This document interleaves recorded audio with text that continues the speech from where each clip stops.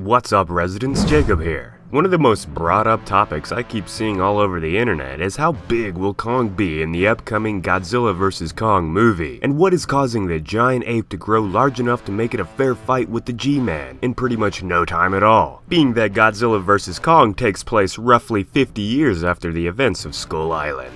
This cave painting revealed during the credits of King of the Monsters had a member of Godzilla's and Kong's species portrayed in the heat of what was more than likely an epic battle. But who were these monsters? Were they the same individuals we have been following within the Monsterverse this whole time? Or were they ancient relatives of the monsters we are seeing on screen? One of our fellow YouTubers, D-Man, actually made an interesting video on this subject over on his channel. We actually got to meet D-Man, Titan Goji, and a bunch of our other fellow Godzilla YouTubers at this year's G-Fest, and we plan to make a video on that here shortly discussing our experience, so stay tuned for that. For our video today though, we are going to go over what this painting means for the size of Kong moving forward. So let's get to it.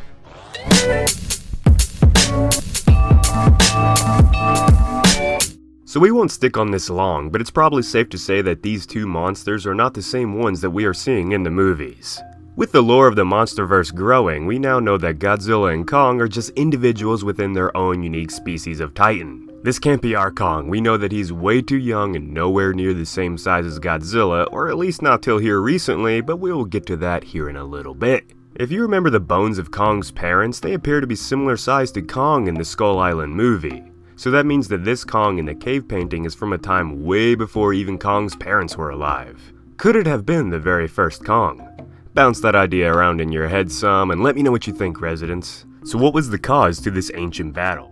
And how did this Kong manage to grow to the size of a member of the Godzilla family? The answer to both of those questions revolves around the same thing. If you watched my recent video discussing why I think Godzilla and the new Titans are heading towards Skull Island, I mentioned a theory that there may be an ultimate source of power underneath the island, a power strong enough to create the Titans in the first place. If this ancient member of Kong's species was introduced to this power source, its size equal to that of Godzilla would make a lot more sense. And this King Kong would probably not want to share his power with any monsters outside of his clan, Gojira's included.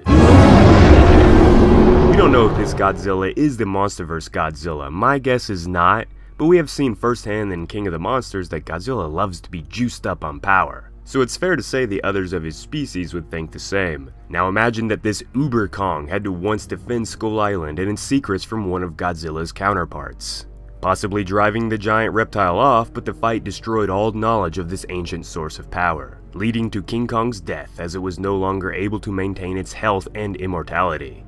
I think this would create a rivalry of sorts amongst the surviving Kongs that would be passed on all the way to the last of their kind. Nonetheless, King Kong's sacrifice would earn his species the mantle of control over Skull Island and this ultimate power source. But now our Godzilla is finally confident enough to once again challenge the Kongs. This is why in order for Kong to have any chance against Godzilla, he will need to gain access to this source of raw power, and follow the same path as his ancestor, growing at least an extra 200 feet, making his final height closer to 300 feet, more than large enough to challenge the G-Man. If Godzilla was able to grow nearly 50 feet in the matter of an instant due to Serizawa's atomic sacrifice, I don't see why Kong couldn't manage to grow a couple hundred feet in 50 years while taking in the energy slowly. It makes more sense to me that the movement of the Titans throughout the Hollow Earth tunnels and on top of the surface of the planet is somehow causing Skull Island to become unstable.